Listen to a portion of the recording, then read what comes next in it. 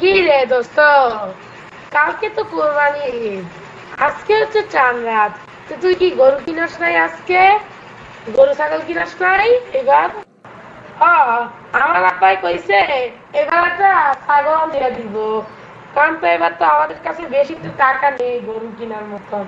তো তো তুই তুই এমনিতেই কিনছস? তুই কি গরু ছাগল কিনছস? আমার এই যে আজকে কিনতে যাইবা, আমার আব্বু দুপুরে বললো এটা 20,000-এর মধ্যে একটা ছাগল কিনা গেলাম, বুঝছস? তুই কি বড় গরু কিনবি নাকি? আরে হ, সেই ঠিকই তো কইছস। আরে আমার আব্বু দুপুরে যাইবো এত বড় গরু কিনতে, একদম টানা, একদম সাদা সাদা গরু কিনবো, সাদা ফকফকা একদম। দাম হচ্ছে, এটার দাম হইলো এটার দাম হইলো 15 লাখ টাকা, বুঝছস? এই গরুটা কিন্তু আমরা কিনবো না। শোন তাহলে, আসলে কিন্তু কুরবানি বড় গরু দিতে হবে দেখিয়ে এরকম কোনো কথা না। কুরবানি দেওয়া হয় আল্লাহর সন্তুষ্টির জন্য, সেই জন্য আমাদের সঠিকভাবে কুরবানি দিতে হবে, নাহলে কিন্তু আমাদের কুরবানি হবে না, বুঝছস? আর দূর হাতে আমার আপু সবকিছু রেডি করে রাখছে, বুঝছো? কালকের মধ্যে এই আজকে কিনে বানাবো। আর আমিও যাবো দুপুরের সাথে, বুঝছস? তুই যাবি না তোর বাবার সাথে? আমিও তো আমার আব্বার সাথেই যাইবো। আমার আব্বার তো আর হাত বেশি ইয়া না। একবার একটা ছাগল কিনছিলাম প্রায় যে 12,000 দিয়ে, বুঝছস? এই ছাগলটা হঠাৎ করে আনতে যে ছুটে গেছে গা, পরে পাইতে অনেক কষ্ট হয়েছে, এই লিগা এবার আমাদের সাথে করে নিয়ে যাইবো, আমার কইছে।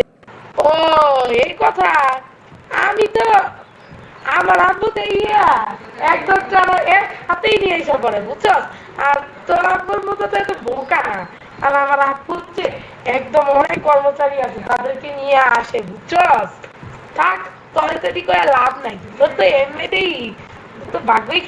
চল থাক, একদম খোলা বেড়া কথা কবি না। যা। কে? আমি গেলে কি দোষ? আমার আব্বু ধরতে পারে না এলিগে কি দোষ? তুই চুপ থাকবি, তুই বেশি কথা কবি না।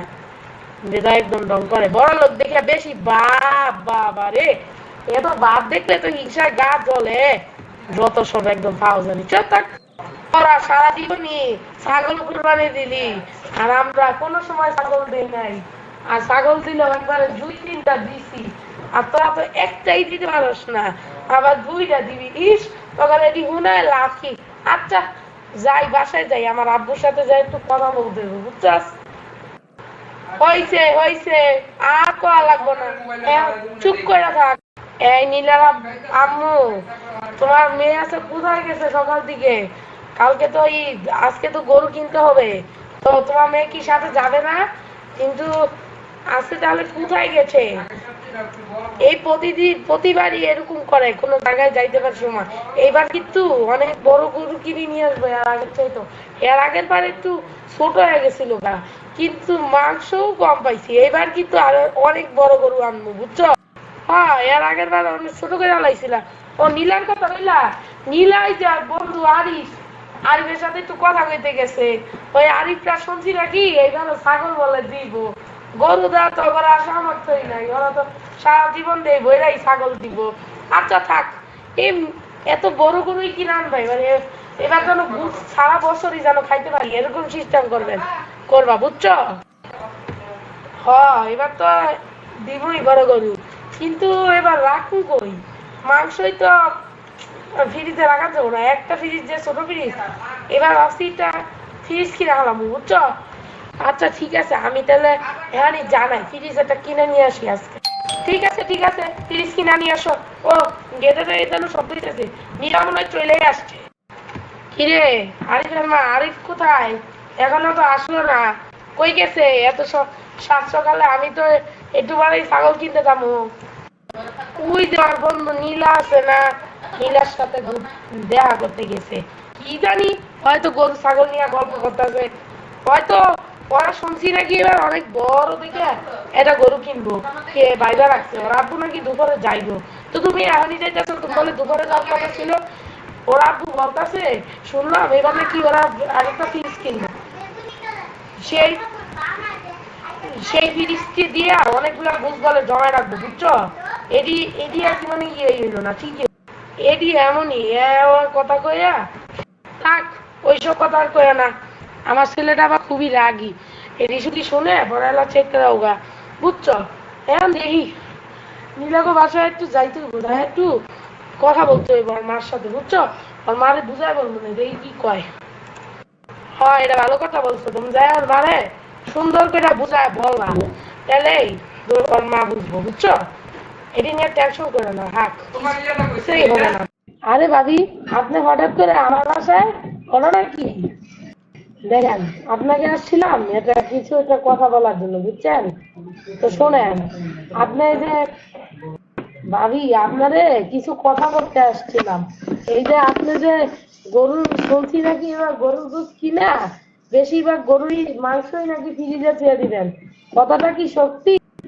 আরে হ্যাঁ, সত্যি তো। এবার ভাবছি যে এবার একটু বড় গরুই দেবো, যাতে 1 বছরটা খাইতে পারি, খাই আবার সামনের বছর আরেকটা দিমো, এটা দিয়েই যেন সবকিছু যেন খাইতে পারে, বুঝছেন?